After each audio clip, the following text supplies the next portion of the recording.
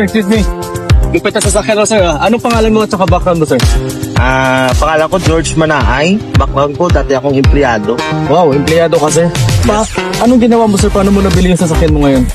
Bali, na-invite ako dati ng kapatid ko through online. Pero una, negative pa ako. Pero yung nagandaan lang doon kasi meron silang sistema sa online na kung saan ipinasok ako doon ng kapatid ko. Naintindihan kong negosyo, ginawa ko siya kagad part-time. Kumita ako doon ng maliit. Nung tinodo ko kagad, ginawa ko siya full-time kagad after 5 months. Nagkaroon ako ng sasakyan. Wow, 5 months na ko. Nakagandaan ng company na pinasukan ko which is Tao Elevate. Malupit. Congratulations, sir. Last na question, sir. Anong mapapayo mo sa mga kagaya mo na empleyado din na nangangarap na mabili din yung first car nila? Take risk.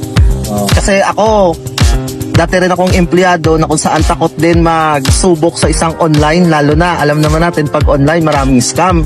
So ako, nag-risk lang ako, nag-try lang ako ng panibagong opportunity, and ang ginawa ko kagad, hindi ako sumuko doon kasi nakita ko na kung saan maraming gumaganda ang buhay.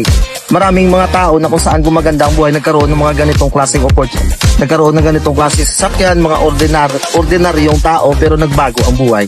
And ako, ginawa ko kagad yung opportunity kagad, hindi ako sumuko, kaya nagkaroon ako ng ganitong klaseng resulta. Kaya payo ko sa lahat, take a risk, sumubok ka, huwag kang matakot sumubok, lalong-lalo na kung bata ka pa, may edad ka pa na kung saan may kalakasan ka pa. Kaya yun lang. Malupit. Thank you, sir. Welcome. Malupit na sasakyan mo, sir. Anong pangalan mo at saka background mo? Arnold Agabante, dating construction worker. Wow, construction worker ka, sir. Yeah. Paano mo nabili yung sasakyan mo ngayon? Ayun, dahil ito sa ginagawa natin sa online business, sa Tao Elevate, dahil dito ko nakuha yung first car natin dito sa company na to. Malupit. Anong mapapayo mo, sir, sa mga kagaya mo na dati or construction worker hanggang ngayon na nangangarap din mabili yung first car nila? Ayan, syempre sa mga nagsisimula at sa mga nag-start dito sa negosyo natin, advice ko lang, sipagan mo talaga dito sa negosyo natin. Gawin mo yung best mo hanggat maaari, lalong-lalo na kung bata ka pa, OFW ka, or kung nasaan ka man lupalop ng mundo. Ang importante, ginagawa mo ng seryoso negosyo na to kasi ako na po nagsasabi sa inyo 100% wala kayo mapupuntahan dito kundi yung resulta na gusto ko. Malupit. Thank you so much, sir. So mga Mrs. Ma'am, grabe ang sasakyan mo. Ano yung pangalan mo at dati mo background? Ako po, Sir Rovi. Dati akong OFW from Singapore for 8 years. 8 years. So paano ka nakapag-for good?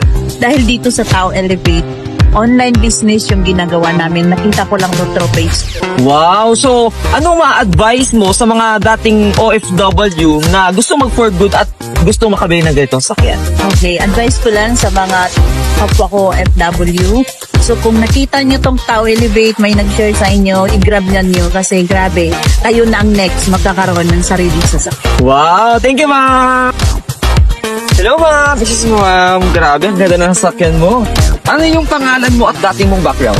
Jenny Arances, dati akong empleyado for almost 7 years. 7 years? So, Yes. paano ka nagkameron ng ganitong sasakyan?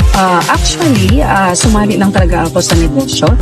Tapos, sumabay ako sa community. Sineryoso ko talaga ang negosyo, ang Tao Elevate. Kaya ako nagka-coach. Wow! So, anong ma-advise mo sa mga dating empleyado na gusto rin magkameron ng ganitong sasakyan? Hindi masamang sumubok sa ganitong opportunity kasi sumubok lang din ako. Okay? So, sa mga hindi pa sumubok ka na. Kasi kung anong nangyayari sa akin, mangyayari din sa akin. Wow! Grabe! Thank you, ma'am! Hello, sir! Wow! Grabe ang angas ng sasakyan mo! Ano yung pangalan mo at dati mong background? Ryan Quinte, dating security guard. Security guard! So, ano yung ginagawa mo? Bakit nagkameron ka ng ganito? Siyempre, nakita ko yung napakagandang opportunity, which is yung Tao Elevate. Grabe! Talagang nakapagbigay sa akin ng ganitong resulta. Alright, so ano yung pwede mong may advice sa mga nangangarap na gustong magkameron ng ganito? Okay, simple lang naman eh. Kapag may pangarap ka, katulad ng mga ganito, so siyempre kailangan makapag-produce ka ng maraming pera at dapat meron kang napakagandang opportunity para makuha mo yung pera na yun para makapili ka ng gusto mo sa.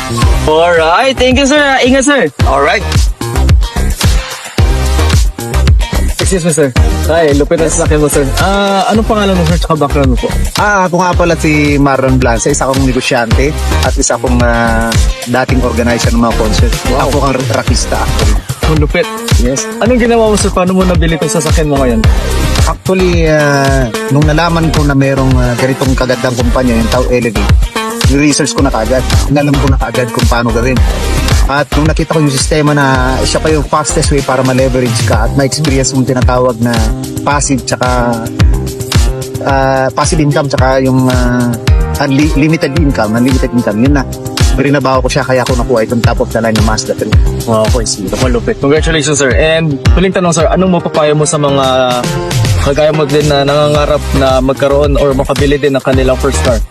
Simple lang. Ang pinakamadali lang yan, kailangan ma-inspire kayo sa Tao Elevate. Kasi yan ngayon ang future ng network marketing industry.